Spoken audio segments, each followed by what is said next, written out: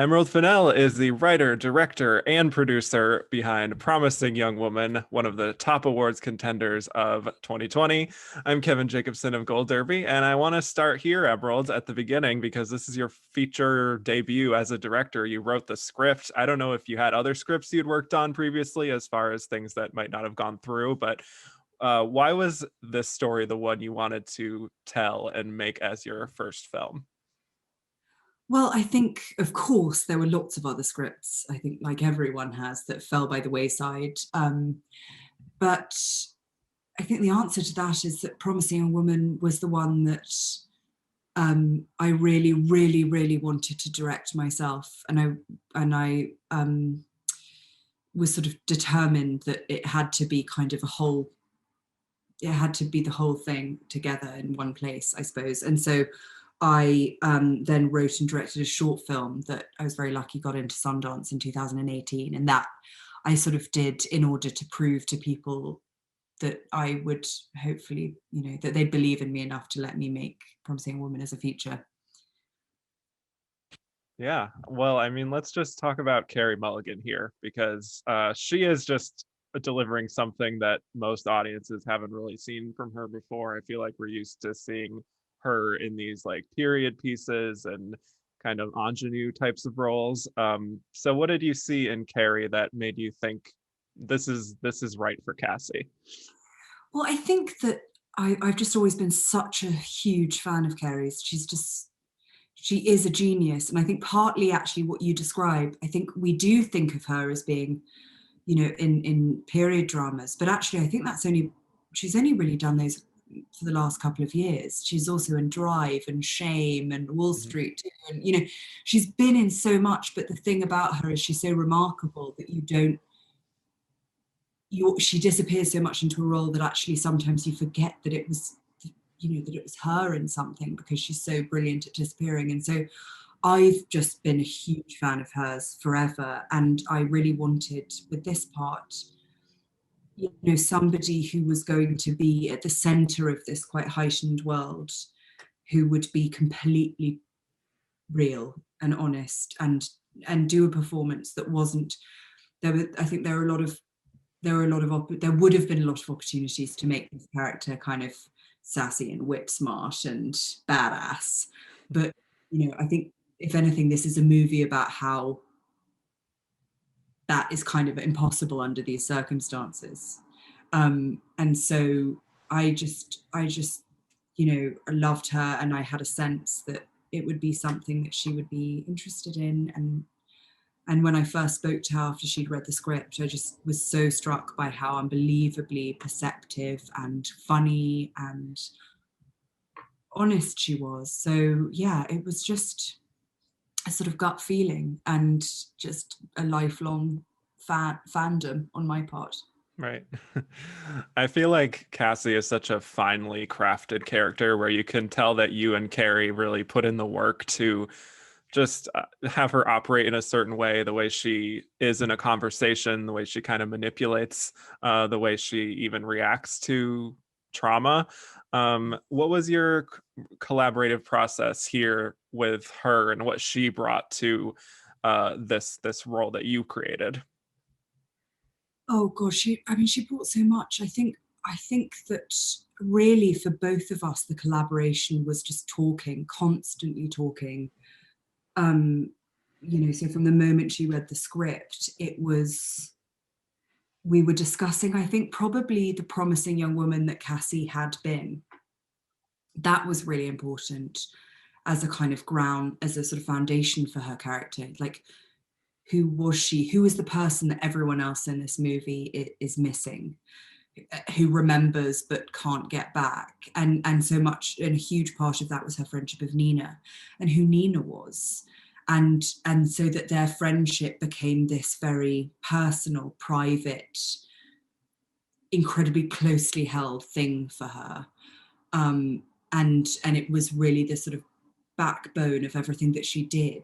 And so that stuff, it's always so interesting and so fun because it's never the stuff that you necessarily see, but it is the subtext of everything. And you can, she's so Carey is so brilliant as well, because not only is she amazingly analytical and precise, and we spent hours and hours talking about this stuff, but then on the day she's completely instinctive and intuitive. So it's like, she's not an academic performer in any way.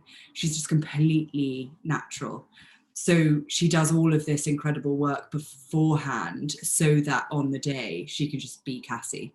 And it is really extraordinary. I've never seen, yeah, I've never really seen anything like what she does. Yeah, that sounds like the best of both worlds as a director. Yeah. Yeah. Well, there's a tone to the film that is very reminiscent of other dark comedy, thriller, satire types of films like To Die For, which I love. A lot of people love. We have these like bold, striking colors. There's this great soundtrack. There's a pulpy element to it, but it's such a tricky tone, I think, to have people understand what you're going for, but then also creating something that's like this smart and incisive kind of commentary on our culture. I'm just curious how you landed on this heightened tone as the best way to tell the story. Well, I think it's a really funny thing, the question of tone, because I'm not even sure, excuse me, I'm not even sure how aware of it you are when you're writing or making something. You know instinctively what you want it to look and feel like and sound like. But tone is sort of a funny, tricky, slippery thing that kind of emerges at some point. But I know that what I really, really wanted was a film that felt, I don't know, that we're very, very used to seeing serious things portrayed in a specific way. And that way tends to be very, very realistic, often very grey.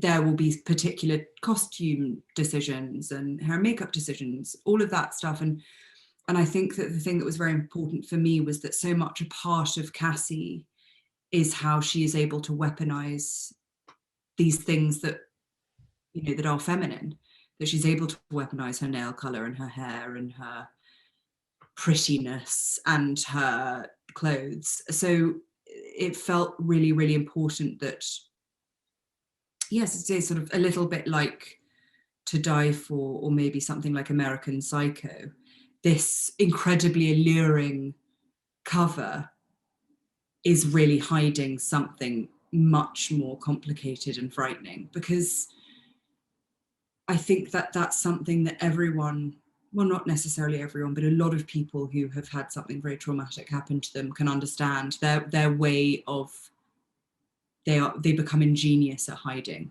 And this film is a film, that is also hiding. Because for me, as a filmmaker, what I wanted to do was, lead people in. There's no, it's not, I never wanted to make a film that was kind of overtly didactic, or that felt like medicine, or that was, a film that you knew you should watch, but, you sort of never quite. There are lots of films I think often I'm like, I should watch this, but there's also Clueless. So sort of, it needed to be a movie that everyone would want to watch, and,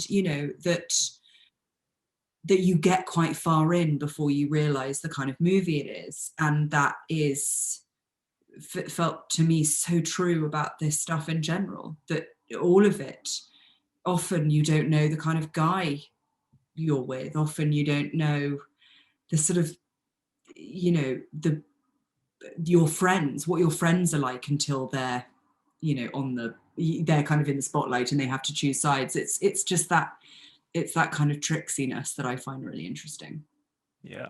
Yeah. And I was watching this film just thinking that this is coming from a place of someone who has consumed a lot of pop culture and has thought critically about, like, the types of films that come out, like these sex comedies that are centered on young men. And we see a subversion of that right away in the very first scene, where it's all these men dancing at the club. And it's filmed in a way that you would normally see, like, from a male perspective, like a bunch of, hot girls on the dance floor type of thing. I'm wondering what interested you the most in trying to satirize, just based on your knowledge of pop culture, I guess. Well, it's a sort of funny thing, because I love pop culture too. I think it's incredibly powerful, and it's often used ironically. But I don't feel very ironic about pop culture. I genuinely love it. You know, I love all the things that are in the movie, and so that helps. But yeah, I think the interesting thing about anything that is like an accepted norm, whether it's just the charts or, you know, popular movies, popular TV shows, popular whatever it is, you know, what is so sinister about the stuff that we discuss in this film is that it wasn't funny. It wasn't funny, and it isn't funny. And there's something so frightening, I think, for all of us when we realize that something that we'd laughed at in the past was horrific. And it's just trying to kind of, yeah, it's trying to make a film that is in and of itself enjoyable and pleasurable and funny and romantic and thrilling and all of those things, but also one that is very clear when it comes to, I think, you know, the issues that it talks about, which is that, you know, we let things happen. Everyone, you know, unfortunately, though, of course, the perpetrators were mostly men and boys, but everyone watched those movies and laughed. And so that's something that's the thing that is interesting to me. It's not really villains, even though, of course, there are many, but it's what if we're the villain? You know, what happens when we look back and realize maybe we're not very good? That's the stuff that frightens me. Yeah. And I think interesting. Mm-hmm. I know you've talked in a lot of other interviews about this trope of the nice guy, you know, the guy who thinks he treats women with more respect than other guys, but that's not always the case. And there's something almost insidious about those types of guys. And there was a very intentional casting of actors who are typically not in those types of roles of being a little more villainous, and you're playing with expectations there. But there's also a really fascinating element where, you know, this isn't just men versus women. Like, we see Connie Britton's character, the dean of the school. I mean, she's Connie Britton. Everyone loves her. She's usually playing these characters that you root for, but the character she plays here, she's not off the hook either, you know, for perpetuating this kind of culture. Can you just talk about the casting in general, and also what you're hoping to explore with that aspect of the story, that it's not just men who are responsible for that kind of thing? Absolutely. I mean, I think when it comes to casting, you really want to, it's like everything, like every element of the movie, it gives you an opportunity to kind of communicate something to the audience. And the thing is about Adam Brody, or Chris Mintz-Plasse or Sam Richardson, as these are male actors who we all love, who we would all be delighted to go home with, who we would all think was sort of excellent boyfriend material, son-in-law material, best friend material, whatever it is. Like, because the thing about this stuff is it's problematic because it's so endemic, and that means that it involves lots of people who think that they're nice. And so I think that was really important to, from the get-go, put the audience in a position where, you know, their kind of allegiances are stretched. Because Cassie is, I mean, I love her and lots of people love her, but she's also kind of, you know, she does things that are cruel. She does things that are certainly, you know, strange and often, you know, malevolent, because that's how she kind of manifests her rage and her grief. But so it was important to sort of, I don't know, not make any obvious choices about good and bad people. And it's the same when it comes to the women in this movie. This is not just a gender problem. It is a societal problem. And it's something, I mean, we're seeing it at the moment in the news. it's the same conversation again and again and again. And, you know, the trouble is, I'm very like keen to say, and it is important to like differentiate between the women in this movie and the men, though, because the women, both of the women in this movie are, their reasons for their complicity are very different. And I would say that Madison, who's played by Alison Brie, she's obviously had things happen to her. In fact, she, you know, kind of implies as much in the movie. And so she's dealt with it in a different way, and she's protecting the way that she deals with it for her own, because of her own trauma. And, you know, the dean of the university, Connie Britton, it was really important that like the room couldn't be more mahogany. It couldn't have more American flags. It couldn't have more portraits of men. Because again, it's when you are living in such a patriarchal environment, what do you have to do in order to get to that position? And I think that that is, again, a very complicated and difficult part of it. So I suppose just in general, the movie was just looking at all of it and trying to be honest with myself too about, you know, Madison, I think people think of her as a villain. I think she's, you know, unfortunately not, the things that she says are not at all dissimilar to things that lots of people still say. And I think probably a lot of women and girls would have said in the past, because we didn't know any different, because we were kind of, because as you know, as Madison says, things happened all the time, you know, so we were kind of all conditioned to think that this stuff was fine, or that the best thing was to laugh it off. You know, that's the thing. It's very easy now for us all to kind of make judgments, but this stuff is, it's disturbing how common it was and is. Yeah, absolutely. Yeah. We only have a few minutes left here, but the ending of the film has certainly sparked some wildly different reactions from people, where it's cathartic for some people, others are just kind of depressed by it, some find it satisfying, others don't. I don't want to spoil it for anybody who hasn't seen it, but I'm curious if those kinds of divisive reactions are something you anticipated, if you were maybe even nervous about it, or and if you could just like tiptoe around the specifics of the ending, just thematically why this felt right for how to wrap up this story.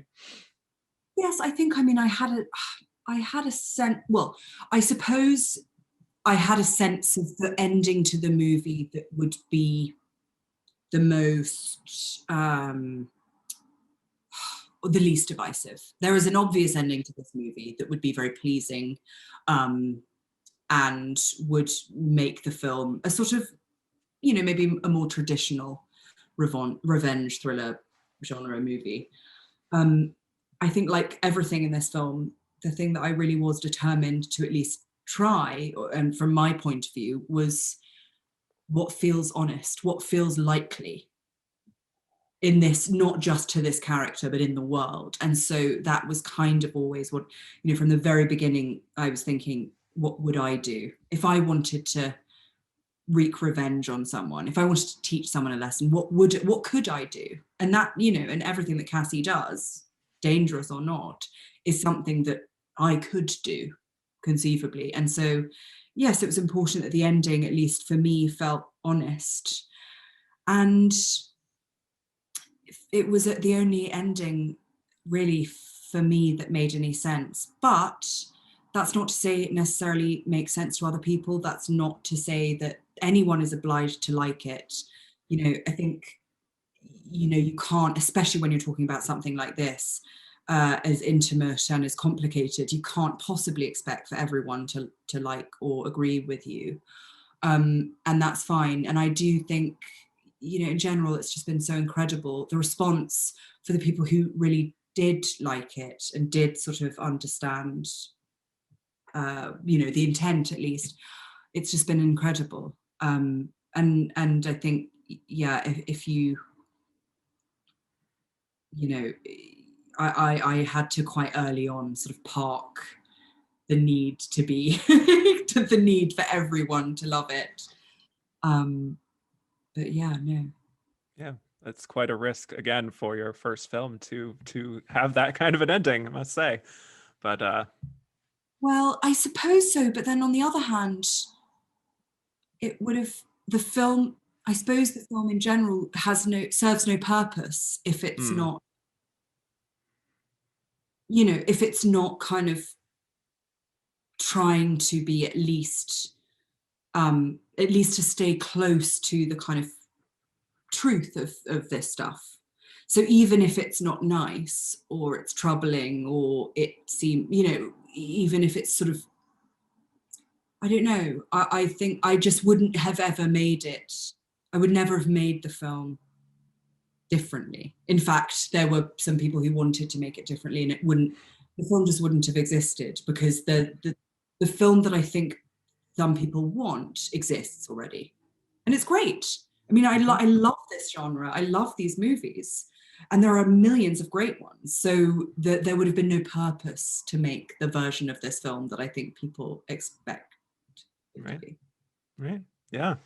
Emerald, I could talk to you for another 20 minutes, but we are out of time here. But thank you so much, and congrats on all your nominations, and best of luck for possible future nominations. Who knows? Oh, thank you so much. Thank you. Thank you. Yes. And for those of you watching, hit like and subscribe for more interviews, and head to goldderby.com to make your award season predictions.